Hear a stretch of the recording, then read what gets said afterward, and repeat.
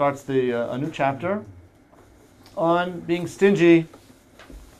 Haitzaikonos zois hamida hi meguna beroiv inyoneha.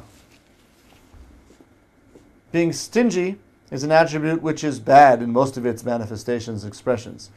Well, Atzaikon Omar Shlomo alav shalom, regarding this stingy person, Solomon said, Al tilcham es lechem ra ayin.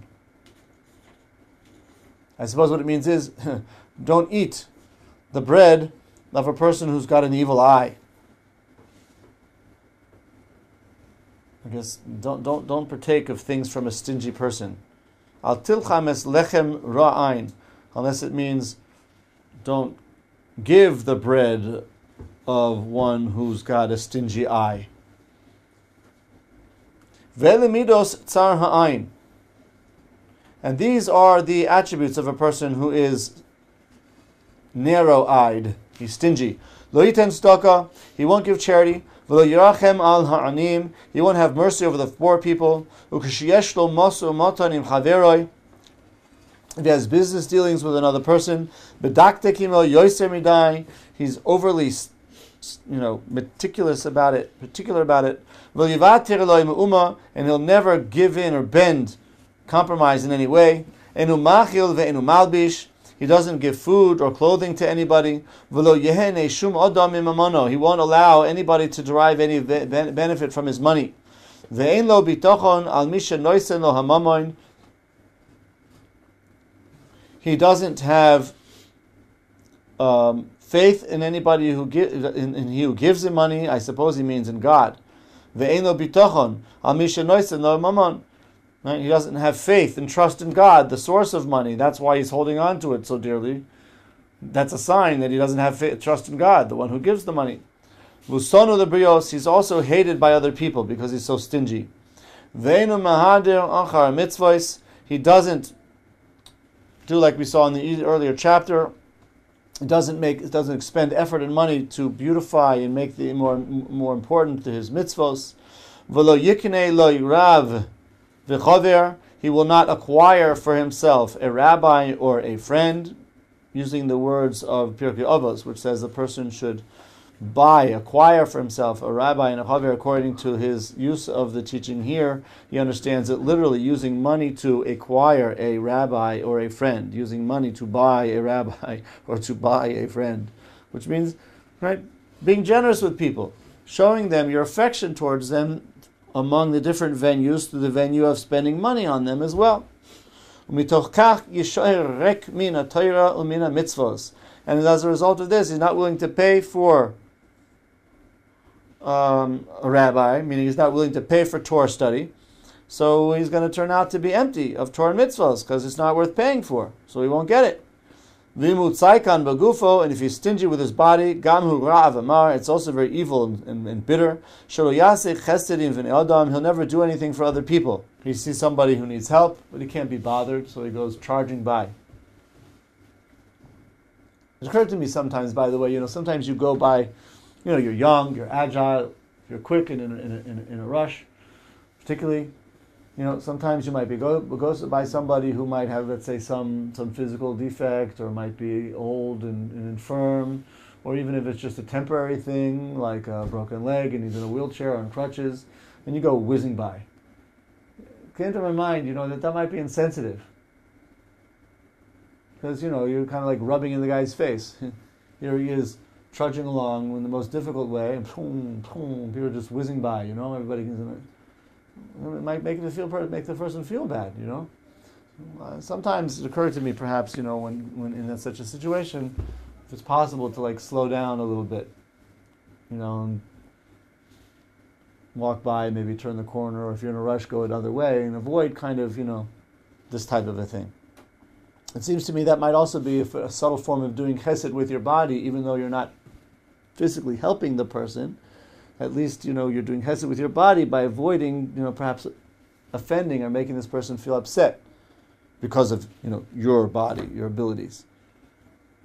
V'ral kol ros imhu kile behochmasoi ubesifrav kevan shu'enu choser b'zeh me'uma, and all the worse if he is stingy with his wisdom or with his books, because he's not going to lose out anything. It's not like he's not going to lose his Torah wisdom because he shares it with others. On the contrary, he would only benefit by sharpening it. Keeping it to himself would therefore be very, very stingy. Because knowledge is like fire. Because you're not depleting fire by giving other people a light. Regarding this, it says, bar yikivuhu lehom. A person who withholds food will be cursed by a nation.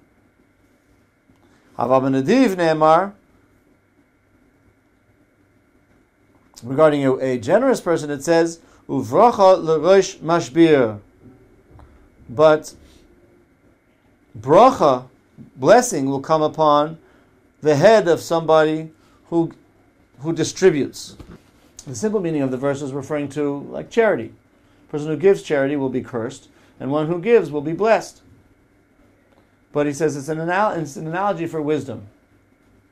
A person who holds back, like wheat, produce, analogy for Torah, I think I mentioned a few days ago. So that will be a curse for him. But one who shares that produce with others will have a blessing. V'tov shebezois amida, eina mafsid mamono behavolim. What's good, the redeeming aspect of this quality of being stingy is that he won't waste it. He won't waste his money. It's true he doesn't spend his money on good things, but he won't spend his money on bad things either. Yeah. So, talking about soda and cake and potato chips and all that stuff, yeah, he's probably less likely to go spending his money on that stuff, not because he doesn't want it, just because he's so stingy he doesn't want to indulge in it. So at least it'll spare him from using his money frivolously. And sometimes stinginess might even prevent him from doing big averas. Yeah? So he doesn't go to Las Vegas and get involved with all the stuff that's going on there, aside from just gambling, because he might lose his money. It's too expensive. Yeah? So at least he's prevented from doing things which are wrong.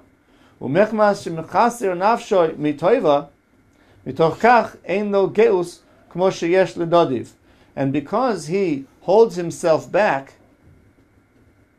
from spending and indulging, yes, because of this, he lacks a certain haughtiness or flashiness that an indulgent person has. In other words, a person who's generous might also come to squander his money on all types of lavishness and all types of indulgences. That person is kind of like a dandy. Is that what they call it? Yeah, yeah. So he has a certain kind of careless, free-going attitude about him. But this other person, who because of his stinginess doesn't want to indulge in all of these things, ultimately lives in a way which results in a certain austerity, which would bring the person a certain degree of modesty, of humility. Modesty would actually probably be the better word. Because when a person is indulging he's more likely to come to rebel against God, as opposed to this person who's not indulgent. Even if it's because he's being stingy, he's less likely to be drawn away from God, at least. Therefore,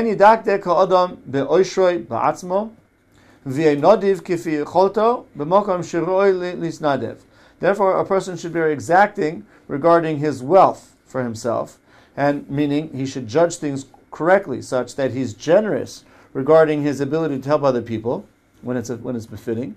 And when it's appropriate for him not to spend the money, he should be like stingy. So be generous when it comes to mitzvos, and be stingy when it comes to doing averos. Vishkol kol zei b'moznaim shel Torah. And how can he make a properly balanced decision? Through the scales of Torah. Right? Torah will tell him, will guide him. In which case should he be generous? In which case should he be withholding? V'yulmad mi Yaakov Avinu. He should learn from Yaakov Avinu sheyat tzaykon shein dugmasoi. He was very stingy, he says about Yaakov. Shneimar v'yivater Yaakov levadoi.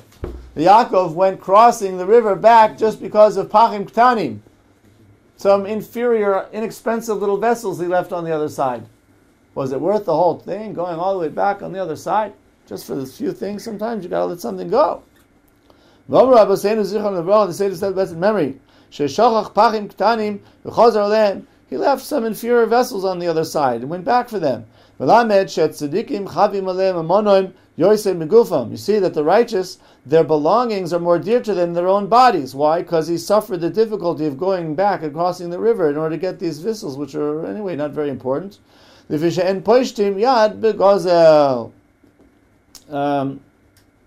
why is this? And how else can this be expressed? Because, for example, they'd rather suffer the pangs of poverty than transgress by stealing, for example. And therefore, the money is more important to them than their bodies. They'd rather not gain from anything prohibited, would rather suffer than do such a thing. And look at this. Yaakov, he was very wealthy.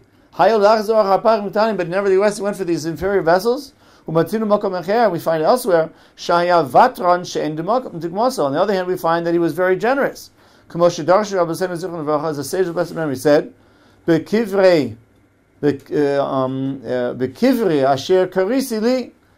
and regarding the verse which says the burial place which I have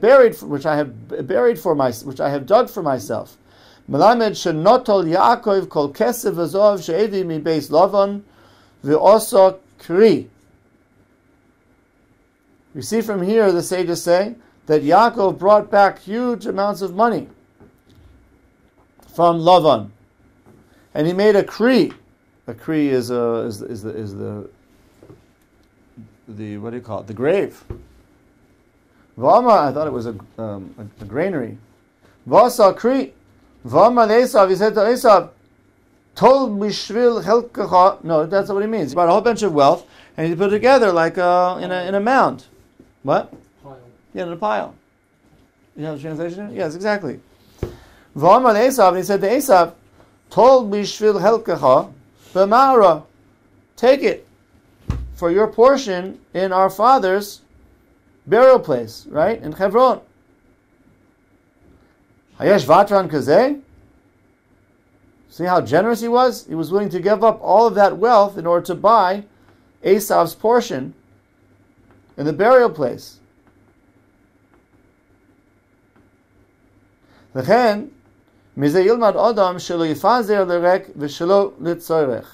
Therefore, we see the person should not, on the one hand, waste money when it's not necessary. I guess he means because Yaakov did not want to just let those vessels go. That would have been a waste. Mitzvah, but when there's a mitzvah, kagon b'tzedakah, ubashar mitzvahs u'tluyos b'maos, other types of mitzvahs and so forth and so on, kagon liknos rav v'chaver v'sforim, to pay money to learn Torah, or to acquire a good friend, or to buy books and the like. He should expend great effort and wealth in order to make sure in order to tend to the needs of his soul, that it should be pure. Should become enveloped thereby in the envelopment of life, meaning spiritual life. It says, like it says regarding David HaMelech, believe that his soul would be enveloped in the envelopment of life. And this is therefore what we're saying here, that a person should know to be stingy regarding things which are not necessary. On the other hand, he should be very generous regarding things which are necessary, and all the more so things which are a mitzvah.